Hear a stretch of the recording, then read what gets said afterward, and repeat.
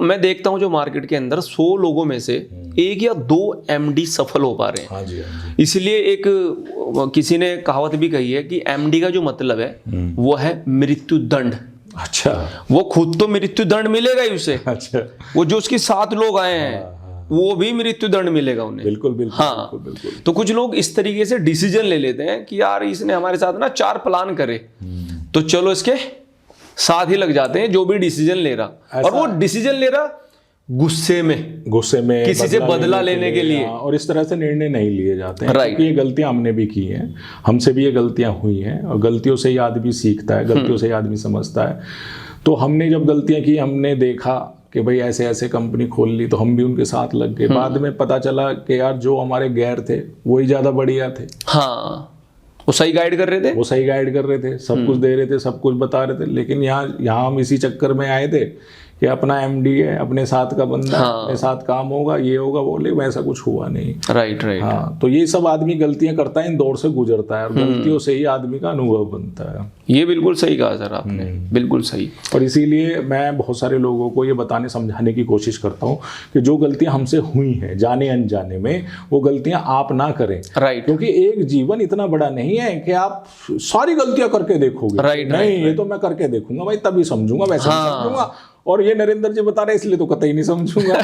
क्योंकि जब आप दूसरों की गलती से सीख लेते हो, तो आप अपने जीवन को बचा लेते हो, आप अपनी ऊर्जा को बचा लेते हो, फिर उस काम को आप सही जगह लगा सकते हो, सही आउटपुट ले सकते हो, और अपने जीवन को बहुत बेहतरीन बना सकते हो। बिल्कुल सही कहा सर आपने। और एक सवाल जो कि कहीं ना कहीं मैं ये देखता हूं कि पूरे नेटवर्क मार्केटिंग के अंदर कहीं ना कहीं उस सवाल ने उठा रखा है, बवाल। अच्छा। हाँ, जो बहुत ही महत्वपूर्ण है और हर व्यक्ति इसको सुनना चाहेगा, जानना चाहेगा कि इसका उत्तर क्या होगा। जी जी। हाँ, तो एक ऐसा सवाल कि अपलाइन और डाउनलाइन के बीच में कहीं ना कहीं मनभेद,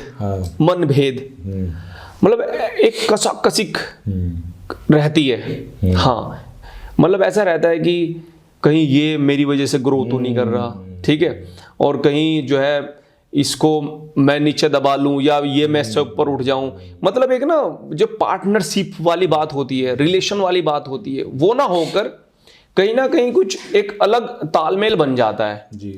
हाँ, तो उस चीज को आप कैसे देखते हैं? क्योंकि अपलाइन और डाउनलाइन में, अपलाइन डाउनलाइन के बीच के संबंध से बिजनेस छोटा और बड़ा होता है।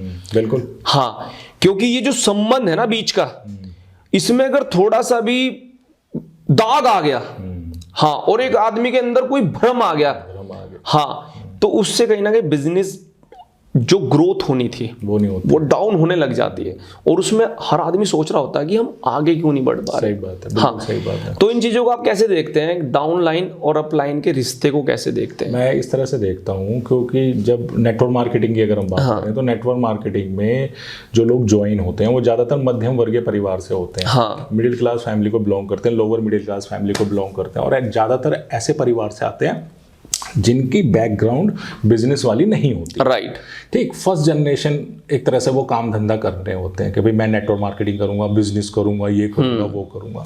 तो चूंकि उन्हें कोई पहले की कोई किसी तरह की व्यापारिक शिक्षा नहीं है, तो सारी व्यापारिक शिक्षा यहीं आकर लेते हैं। राइट। यहीं उन्हें पता चलता है कि भाई हमें कैसे हैंडल करना है सिचुएशन को, सेल कैसे करनी है, मैनेज कैसे करना है, पीपल को कैसे देखना है, बोलना कैसे, पहनना कैसे, ये सब कुछ आदमी यहीं सीखता है। ठीक, उसे कोई बताने वाला नहीं था, पहले तो था ही नहीं ना, क्योंकि व्यापारिक शिक्षा नहीं थी, कौन बताता। और यही कारण भी होता है आदमी को थोड़ा समय जो लगता है ना अचीवमेंट आने में, वो यही लगता है क्योंकि वो जो बदल रहा होता है उसी में तो समय लग रहा है। धंधा करने में टाइम नहीं लगता, बिजनेस करने में टाइम नहीं लगता, टाइम लगता है बदलने में। हाँ, खुद को बदलने में, क्योंकि भाई आप पे कम्युनिकेशन स्किल नहीं है तो आप में डालनी पड़ेगी, समय लगेगा, जल्दी सीखोगे, समय लगेगा उसमें। आप पे बोलना नहीं आता तो आप कितनी जल्दी सीखोगे, आपको मैनेजमेंट नहीं आता तो आप कितनी जल्दी सीखोगे, उसी में तो टाइम लगेगा, धंधा करने में थोड़ी ना टाइम लगेगा। आपका कहना यह है कि नेटवर्क मार्केटिंग की वजह से, सिस्टम की वजह से टाइम नहीं लग रहा ना, आपकी वजह से टाइम लग रहा है। टाइम लग रहा ना, कोई काम मैं कितनी जल्दी सीख रहा हूँ, कितना लेट सीख रहा हूँ, उसमें ही तो समय लगेगा। राइट।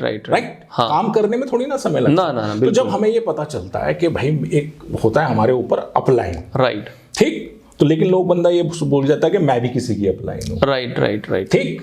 तो जब वो अपलाइन है, वो अपलाइन कौन होता है? ज्यादातर अपलाइन में उनके दोस्त होते हैं, रिश्तेदार होते हैं, भाई होते हैं, पड़ोसी होते हैं, या कोई जानकार आदमी होता है।